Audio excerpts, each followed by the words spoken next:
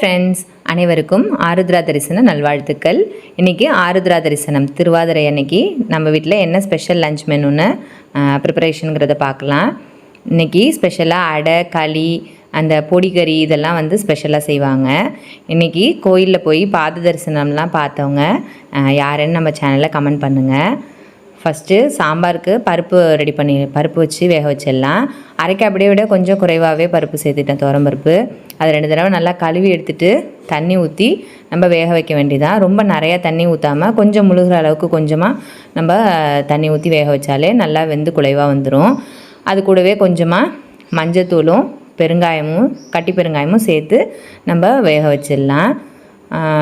Cooker வந்து பெல்ட்டெல்லாம் நல்லா wash பண்ணிவிட்டு க்ளோஸ் பண்ணிடலாம். கேஸ் வந்ததுக்கப்புறம் வெயிட் போடலாம். ஒரு விசில் வந்து ஹையில் வச்சு வேக வந்ததுக்கப்புறம் திருப்பி சிம்மில் வச்சு இன்னொரு 5 விசில் விட்டுட்டோம்னா நல்லா பருப்பு நல்லா குழைவாக வெந்துடும். சைட்லேயே அரிசி உலைக்கு பானையில் வச்சிடலாம். சாதம் வடித்து சாப்பிடும்போது நம்மளுக்கு கேஸ் ட்ரபிள்லாம் ஃபார்ம் ஆகாமல் இருக்கும். நான் இந்த சாதாரணமாக நம்மளுக்கு சாப்பாட்டு அரிசி இருக்கு இல்லையா, அதுலேருந்து வந்து இந்த மில் அரிசிக்கு மாறிக்கிட்டேன். இது வயிற்றுக்கு கொஞ்சம் ட்ரபிள் இல்லாமல் இருக்குன்னு சொல்லிட்டு இந்த அரிசி களைஞ்ச தண்ணியிலையே நம்ம புளி ஊற வச்சிடலாம். குழம்புக்கும் ரசத்துக்கும் புளி ஊற வச்சிடலாம். ஒரு எலுமிச்சம் சைஸ் அளவுக்கு புளி குழம்புக்கும், அதுக்கப்புறம் சின்ன நெல்லிக்காய் அளவு, ஒரு பெரிய நெல்லிக்காய் அளவுக்கு ரசத்துக்கும் ஊற வச்சிடலாம். உப்பும் சேர்த்தே ஊற வச்சிடலாம். ஊறிடும், நம்மளுக்கு கரைஞ்சி வந்துடும். இதெல்லாம் ஊற வச்சதுக்கப்புறம் நம்ம களிக்கு ரெடி பண்ணிடலாம். நான் வந்து 100 கிராம் அளவுக்கு, அதாவது கிட்டத்தட்ட ஒரு அரைக்கா அப்படியே அளவுக்கு இருக்கும், பச்சரிசி எடுத்திருக்கேன். பச்சரிசி எடுத்துகிட்டு எண்ணெய் சட்டியில் லோ ஃப்ளேமில் வச்சுட்டு நல்லா கைவிடாமல் வறுக்க வேண்டியதான். இது நல்லா படபடன்லாம் பொரியாது, கொஞ்சம் அப்படியே வெளுத்து வரும். நம்மளுக்கு நார்மலாக இருந்த கலரை விட அப்படியே வெள்ளை கலரில் வரும், பால் கலரில். அது மாதிரி வந்துருச்சுனாலே ரெடி ஆகிடுச்சு. அதோட நம்ம ஆஃப் பண்ணிவிட்டு வேறு பிளேட்டுக்கு மாற்றுறதுனாலும் மாற்றிக்கலாம், இல்லை அப்படியே இருந்தாலும் ஒன்றும் ஆகாது. இது ஆறுனதுக்கப்புறம் நம்ம அதை அப்படியே சலித்து நம்ம அரைச்சி சலிக்க வேண்டியதான். லைவ் ஷூட்டிங்கும் பண்ணிகிட்டே இருந்தோம், லைவும் ஓடிட்டு இருந்துச்சு. நம்ம வீடியோக்காக ரெக்கார்டும் பண்ணியாச்சு.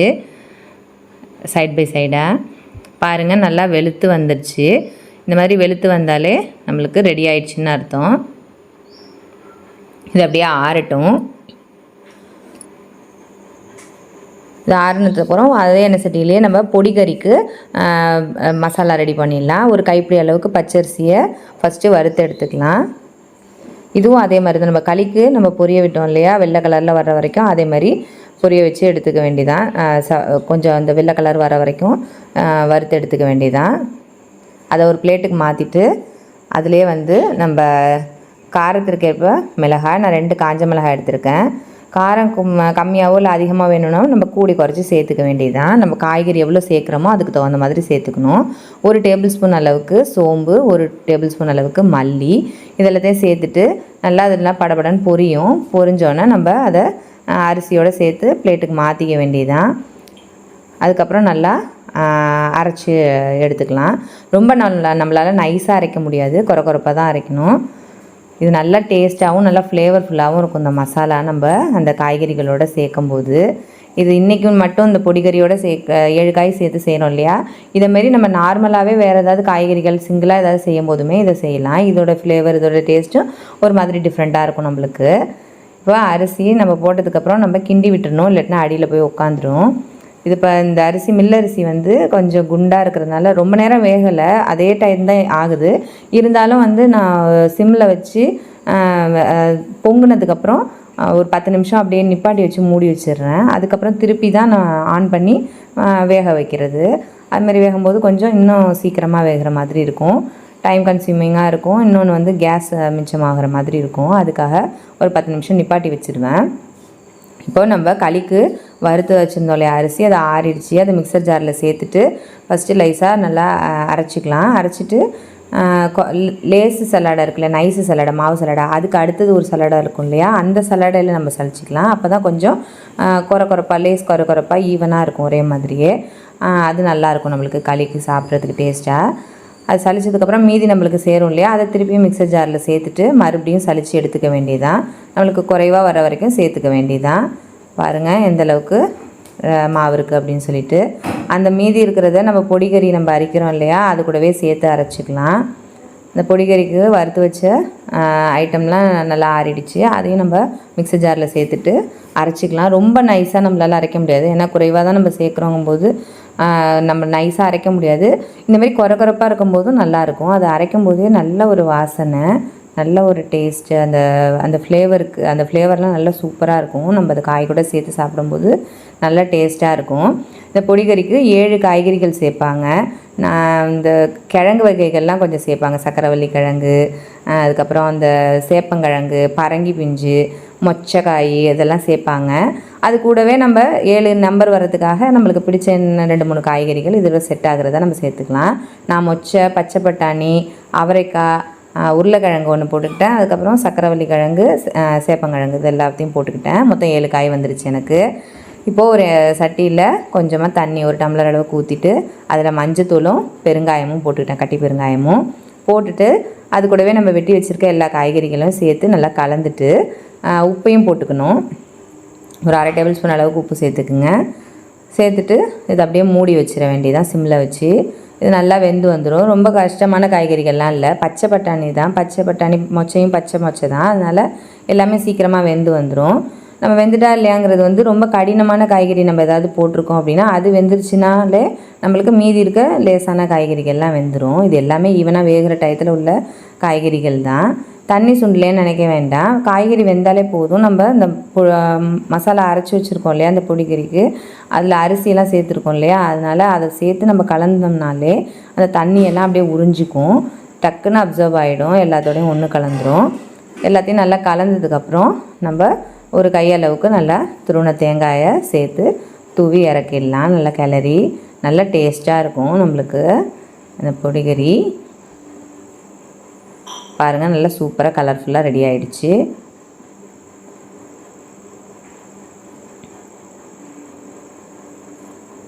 இப்போது நம்ம குழம்புக்கு ரசத்துக்கெல்லாம் புளியெல்லாம் கரைச்சி எடுத்துக்கலாம். தண்ணி வேணுங்கிற அளவுக்கு மட்டும் ஊற்றி கொஞ்சம் திக்காக கரைச்சிக்கலாம். சப்போஸ் தேவைப்பட்டுச்சு அதிகமானா கூட மறுபடியும் தண்ணி ஊற்றிக்கலாம். தண்ணி நம்ம முதல்ல நிறையா ஊற்றிட்டோம் அப்படின்னா தண்ணி தப்பிலாயிடும். புளி வடிகட்டி வச்சு 2-3 தடவை வடிகட்டிட்டோம்னா நல்லா கப்பி இல்லாமல் இறங்கிடும் நம்மளுக்கு.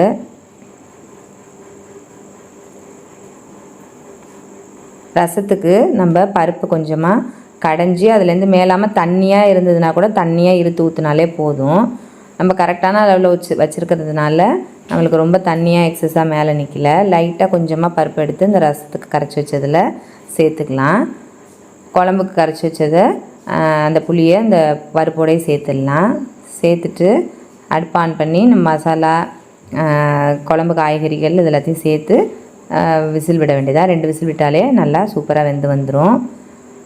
நான் இன்றைக்கி குழம்புக்கு சவுசவ், கேரட்டு 2 காய்கறிகள் தான் சேர்த்துருக்கேன். கொஞ்சமாக தான் குழம்பு வச்சுருக்கிறதுனால கொஞ்சமாக ஒரு பாதி சவுசவ் அளவுக்கு ஒரு பாதி கேரட் மட்டும் போட்டிருக்கேன். வெங்காயம், பச்சை மிளகா இதெல்லாமும் சேர்த்துக்கிட்டு அது கூட சேர்த்துக்கிறேன்.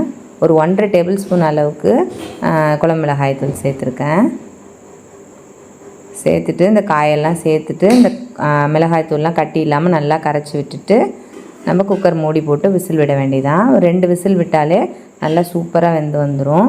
நல்ல வாசனையாக சாம்பார் ரெடி ஆகிடும்.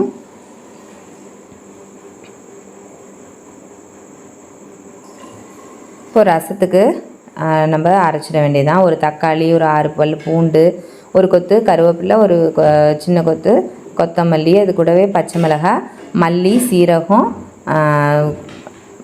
மிளகு இது எல்லாத்தையும் சேர்த்துட்டு லேசாக பல்ஸ் மோடில் ஓட்டு விட்டுடலாம். ஓட்டு விட்டுட்டு நம்ம அதை அப்படியே இந்த ரசத்துக்கு கரைச்சி வச்ச புளியோட கலந்துட வேண்டியதான். இன்னும் கொஞ்சோண்டு கூட தண்ணி சேர்த்துக்கிறேன். ரொம்ப அதிகமாக வைக்கல, கொஞ்சமாகவே வச்சுக்கலாம். ஏன்னா சாம்பார்லாம் இருக்குது, களி, அடை அதெல்லாம் இருக்கும்போது ரொம்ப நிறையா நம்ம செஞ்சோம் அப்படின்னாலும் வேஸ்ட்டாக தான் போகும். இது கூடவே கொஞ்சமாக மஞ்சள் தூள், அப்புறம் கொஞ்சம் கட்டி பெருங்காயம் சேர்த்துட்டு நம்ம அப்படியே அடுப்பை ஆன் பண்ணிட வேண்டியதான். சிம்மில் வச்சு நம்ம கொதிக்க விட வேண்டியதான். லேசாக சுற்றிடும் அப்படியே கொதி வந்ததுக்கப்புறம் நம்ம அடுப்பை ஆஃப் பண்ணிடலாம். இப்போ சாம்பாருக்கு ஒரு கையளவுக்கு தேங்காய் துருவல் அரைச்சி எடுத்துக்கலாம். இதை அப்படியே அரைச்சிட்டு அதிலே கொஞ்சமாக நம்ம ரசத்தை ஆஃப் பண்ணதுக்கப்புறம் நம்ம புழிஞ்சு விட்டுக்கலாம். தேங்காய் பால்லாம் ஊற்றி நம்ம செய்யும்போது நல்லாவே சூப்பராக இருக்கும்.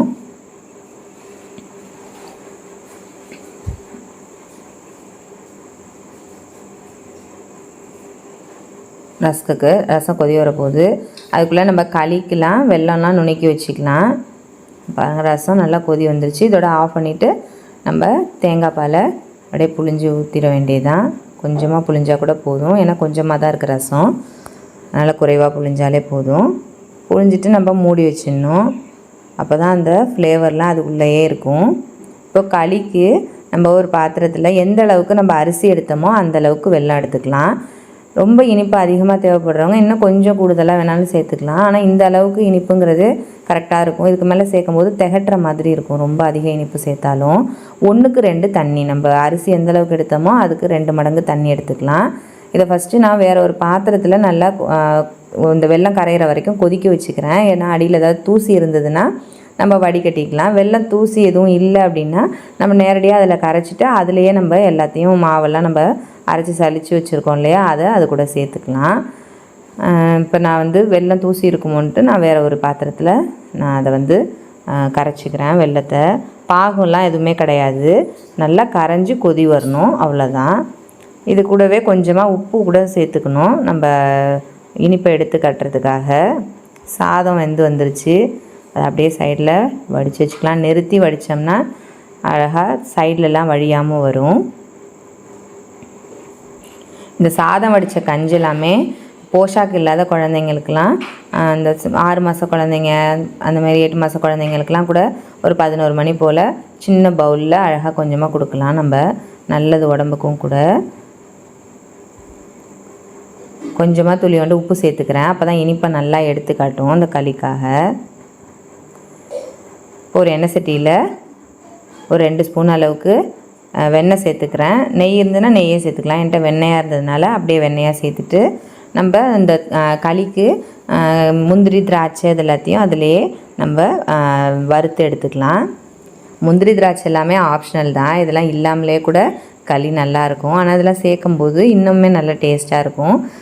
பார்க்குறதுக்கு சாப்பிட்றதுக்கு எல்லாமே ரொம்ப சூப்பராக இருக்கும். இப்போ வெல்லம் நல்லா கரைஞ்சிருச்சு, கட்டிகள்லாம் எதுவுமே கிடையாது. நம்ம வறுத்து வச்சுருக்கோம் இல்லையா, அதிலேயே டைரெக்டாக ஊற்றிட்டேன். அதை எடுத்து வச்சுட்டு திருப்பி இதை கொதிச்சுட்டு கடைசியாக போடுறதுனாலும் போடலாம், இல்லை நம்ம நேரடியாகவே அதை போட்டுடலாம். ஏன்னா நம்ம ரொம்ப நேரம் வேகாது, அது தண்ணி நல்லா கொதிச்சிருச்சு. நம்ம ரவா உப்புமாவுக்குலாம் கிண்டினோம்னா சத்த நேரத்தில் கெட்டியாகி வந்துடும் இல்லையா, அதுமாரி கெட்டியாகி வந்துடும். வாசனைக்காக 2 ஏலக்காய் தட்டி போட்டிருக்கேன். நல்லா பெரிய கையளவுக்கு துருவின தேங்காய். இந்த களிக்கு இதுக்கெலாம் நம்ம நிறைய தேங்காய் துருவல் சேர்க்கும் போது இன்னும் நல்லா டேஸ்ட்டாக இருக்கும். நம்ம அரிசி மாவு போட்டு வெந்ததுக்கப்புறம் தேங்காய் சேர்க்கும்போது நம்மளுக்கு ஈவனாக கலக்கிறத விட முதல்லையே இது எல்லாத்தையும் இந்த தேங்காயெல்லாம் சேர்த்துட்டு ஒன்றா அந்த மாவெல்லாம் கலக்கும்போது இன்னும் நல்லா சேர்ந்த மாதிரி இருக்கும். எல்லா மாவையுமே அது கூட சேர்த்துட்டு நல்லா சிம்மில் வச்சு நல்லா கலந்து விட்டுக்கலாம். இது கட்டிப்படாது, ஏன்னா நம்ம கொரப்பு பதத்தில் தான் இருக்குது, லேஸ் கொரப்பான பதத்தில் இருக்குது. நம்ம வறுத்துட்டு அரைச்சி சளிச்சிருக்கோங்கிறதுனாலே நம்மளுக்கு கட்டிப்படாது. நம்ம வெல்லத்தோட கலர் பொறுத்து அந்த களியோட கலர் இருக்குது. வெல்லம் நல்லா டார்க்கான வெல்லமாக இருந்தது அப்படின்னா நல்லா கலர் இன்னும் நல்லாயிருக்கும் பார்க்குறதுக்கு. இதெல்லாம் அப்படியே சேர்த்து ஒன்று சேர்ந்து வரணும், அடியில் ஒட்டாமல். அப்படி வந்துருச்சுனாலே நம்மளுக்கு களி ரெடி ஆகிடுச்சின்னு அர்த்தம். இதை அப்படியே நான் ஒரு வேறு பாத்திரத்துக்கு மாற்றிடுறேன். அதுக்கப்புறம் இன்னும் பேலன்ஸ் இருக்கிறது நம்மளுக்கு சாம்பார் ஓப்பன் பண்ணி தேங்காயெலாம் ஊற்றணும். கேஸ் போயிடுச்சு, நல்லா காயெல்லாம் வெந்துருச்சு. கருவேப்பிலை கொத்தமல்லி ஒரு கொத்து கழுவி வச்சுருக்கேன், அதையும் அது கூட சேர்த்துட்டு நம்ம அரைச்சி வச்சுருக்க தேங்காயை அது கூட சேர்த்துடலாம். நம்ம கொதிக்க வைக்க வேண்டாம், தேங்காய் சேர்த்து அந்த ஹீட்லேயே அந்த தேங்காய் நல்லா வெந்து வந்துடும், நல்ல மணமாகவும் இருக்கும். நல்லா எல்லாத்தையும் தேங்காயெல்லாம் அது கூட சேர்த்ததுக்கப்புறம் நம்ம தாளிப்பு கொடுத்துட வேண்டியதான். ரசத்துக்கும் சாம்பாருக்கும் தாளிப்பு கொடுத்துடலாம். கடுகு, காஞ்ச மிளகாய் ரெண்டுத்தையும் சேர்த்து எண்ணெய் ஊற்றி நல்லா பொரிஞ்சதுக்கப்புறம் அதில் சேர்த்துடலாம். கடைசியாக நம்ம தாளிப்பு கொடுக்கும்போது நம்மளுக்கு அந்த சாம்பார், ரசம் எந்த பொருளாக இருந்தாலுமே அதனோடய ஃப்ளேவர் நல்லா இருக்கும். நம்மளுக்கு கடைசியாக தாளிப்பு கொடுக்கும்போது அது அப்படியே மெயின்டைன் ஆகணும், சாப்பிட்ணுன்னு தூண்டுற அளவுக்கு அந்த வாசனை இருக்கும். நம்மளுக்கு ரசத்துக்கு கொஞ்சமும் சாம்பார் கொஞ்சமும் சேர்த்துட்டு நம்ம மூடி வச்சிடணும். அந்த மூடினா தான் நம்மளுக்கு அந்த வாசனையெல்லாம் அதுக்குள்ளேயே அரெஸ்ட் ஆகி அது அப்படியே மெயின்டைன் ஆகிட்டே இருக்கும். அதனால் தாளிப்பு கொடுத்துட்டு மூடிடணும். அப்புறம் அப்பளம் பொரிக்கணும். அப்பளம் வேணுங்கிற அளவுக்கு அப்படியே பொரிச்சிட்டு கடைசியாக தான் அடை. இன்றைக்கி அடை வந்து கடைசியாக செஞ்சதுனால அவசர அவசரம்னு டைமே இல்லை, கொஞ்சம் அப்படியே முன்ன பின்ன ஆயிடுச்சு. அடைக்கு வந்து நம்ம அரிசியை வந்து 2 மணி நேரம் ஊற வச்சு அதை மிக்சியில் அரைச்சிட்டு, அதுக்கப்புறம் 2 மணி நேரம் ஊற வச்சதுக்கப்புறம் அதை அப்படியே லேசாக உணர்த்திட்டு அதுக்கப்புறம் மிக்சியில் அரைச்சிக்கணும். அரைச்சிட்டு நம்ம வறுத்துக்கலாம். அப்படி இல்லை அப்படின்னா நம்ம இடியாப்ப மாவு பாரம்பரிய முறையில் தயார் பண்ணியிருக்கோம் இல்லையா, நம்ம சேனலில் கூட போட்டிருக்கோம். அவிச்சிட்டு நம்ம காய வச்சு மிக்சியில் மறுபடியும் பொடி பண்ணி வச்சுக்குவோம் இல்லையா, அந்த மாதிரியும் அந்த மாவையும் நம்ம எடுத்துக்கலாம். அரைச்சி வறுத்த மாவும் எடுத்துக்கலாம், இல்லை அவிச்சு நம்ம வேக வச்ச மாவையும் கூட நம்ம எடுத்துக்கலாம். அதுதான் அடைக்கு நல்லாயிருக்கும். அது கூட கொஞ்சமாக துளியோண்டு உப்பு இனிப்பு எடுத்து காட்டுறதுக்காக, அப்புறம் 2 ஏலக்காய் தட்டி சேர்த்துருக்கேன். இதில் வந்து நம்ம காப்பிடி மாவு எடுத்திருக்கேன், அதில் அரைக்காப்பிடி அளவுக்கு வெல்லம் சேர்த்துக்கிட்டா கரெக்டாக இருக்கும். ரொம்ப கொஞ்சமாக தண்ணி சேர்த்துக்கலாம், ஏன்னா டக்குன்னு சில மாவு வந்து தண்ணி இழுக்கும், சில மாவு வந்து தண்ணி இழுக்காது. அதனால் கொஞ்சமாக தண்ணியை ஊற்றி நம்ம கலந்துக்கிட்டோம்னா கூட மறுபடியும் நம்ம வேணுங்கிற அளவுக்கு தண்ணி பச்சை தண்ணி தெளித்து கூட நம்ம பிசைஞ்சிக்கலாம். இந்த மாவு கூடவே தேங்காய் துருவல் நல்லா ஒரு கை அளவுக்கு சேர்த்துட்டு அதையும் நல்லா கலந்துக்கலாம். கலந்துட்டு நம்ம வெல்லம் கரைச்சி வச்சுருக்கதை அது கூட சேர்த்து நல்லா அப்படியே கலந்துக்க வேண்டியதுதான். கொஞ்சம் கொஞ்சமாக நம்ம ஊற்றி அப்படியே கலந்துட்டோம் அப்படின்னா எல்லா மாவும் ஒன்று சேர்ந்து வந்துடும். இன்றைக்கி அவசரத்தில் செஞ்சதுனால கொஞ்சம் அப்படியே வெண்டு வந்துருச்சு. நல்லா ஃபுல்லாக நம்ம ப்ராப்பராக செய்யாததுனால ரொம்ப டைம் ஆகிடுச்சு, நெருக்கடியாக செஞ்சதுனால ஒரு மாதிரி இதாகிடுச்சு. ஆனால் இதுதான் கரெக்டான பக்குவம். நான் வந்து ஏற்கனவே இடியாப்ப மாவு அவிச்சு வேக வச்சுருந்தோம் இல்லையா, நம்ம அந்த மாவு தான் வச்சுருந்தேன். அந்த மாவே நான் எடுத்துக்கிட்டேன். எடுத்துகிட்டு எல்லாத்தையும் ஒன்று சேர்த்து வந்துருச்சு. கொஞ்சம் லூஸாக தான் பிசையணும், ரொம்ப டைட்டாக பிசைஞ்சோம்னா நம்மளுக்கு நம்ம தட்டும் போது ஓரத்துலலாம் விரிசல் விடும். நான் 7 உருண்டைக்கு உருட்டி எடுத்துக்கிட்டேன். ஃபஸ்ட்டு உருட்டி தட்டும்போது விரிசல் வந்துச்சு, லேசாக தண்ணி தொட்டு ஓரத்தெல்லாம் தொடச்சி ஓரத்துலலாம் தடவி அதை ஸ்மூத் பண்ணேன். அப்பையும் அது சரியாக வர மாதிரி தெரியல. அதனால் கொஞ்சமாக தண்ணி சேர்த்து பிசைஞ்சு நம்ம செஞ்சுக்கலாம் அப்படின்னு சொல்லிட்டு செஞ்சேன். அவசரம் செஞ்சதுனால டக்குன்னு சொதப்பிடுச்சு. இன்றைக்கி அடை நம்மளுக்கு இல்லைன்னு ஆயிடுச்சு. ஆனால் ஏதோ 1-2 முழுசாக தேர்னதை வச்சு சாமி கும்பிட்டாச்சு. இது மாதிரி எல்லாத்தையும் போட்டுட்டு நம்ம நெய் இல்லைன்னா வெண்ணெய் எது வேணாலும் சேர்த்து நம்ம 2 பக்கமும் புரட்டி எடுக்க வேண்டியதான். சிம்மில் வச்சு செய்யணும். 2 பக்கம் செவந்து வந்துச்சுனாலே ரெடி ஆகிடுச்சின்னு அர்த்தம். பாருங்கள், இது மாதிரி ரெடி ஆகிடுச்சு. மீதி இருக்கிற மாவு கொஞ்சம் விரிசல் விழுதுன்னு கொஞ்சமாக தண்ணி சேர்த்து பிசைஞ்சோம்னா கரெக்டாக வந்துடும். அந்த தண்ணியும் கொஞ்சம் கொஞ்சமாக தெளித்து அது கொஞ்சம் ஸ்மூத்தான பேட்டராக பிசைஞ்சிக்கணும், அதாவது கொஞ்சம் இலகலாக பிசைஞ்சிக்கணும். நான் டக்குன்னு தண்ணியை கையிலேருந்து ஸ்லிப்பாகி ஊற்றிடுச்சு. சரி இருக்கிறத தட்டி அப்படியே சரி பண்ணிடலாம் அப்படின்னு சொல்லிட்டு ஊற்றிட்டேன். ஃபஸ்ட்டு தடவை கொஞ்சோண்டு தான் ஊற்றினேன், மறுபடியும் ஊற்றும் போது டக்குன்னு கையில் நிறையா ஊற்றிடுச்சு. அது அப்படியே ரொம்ப கொஞ்சம் தண்ணி தேவையான அளவை விட கொஞ்சம் அதிகமாக போயிடுச்சு. ஊற்றிட்டு தெரியாமல் ஊற்றியாச்சு. அப்படியே சரி அப்படியே இலகலாக பிசைஞ்சு அதை நல்லா தட்டுறதுக்கு வந்து இலையிலலாம் தட்டல, நான் டேரெக்டாகவே அப்படியே தோசைக்கல்லையே அழகாக தட்டிட்டேன். அழகாக ஒட்டாமல் அழகாக சூப்பராக வந்துடும். அதை பொறுமையாக நம்ம நிறுத்தி நிதானமாக திருப்பி போட்டு எடுக்க வேண்டியதுதான். இதை நம்மளுக்கு அது டைட்டாகிடுச்சுன்னா லைட்டாக தண்ணி தெளித்து பிசைஞ்சிக்கிட்டோம்னா நம்மளுக்கு ஸ்மூத்தானதாக கிடைக்கும். அது மாதிரி விரிசல் இல்லாமலும் நம்மளுக்கு கிடைக்கும்.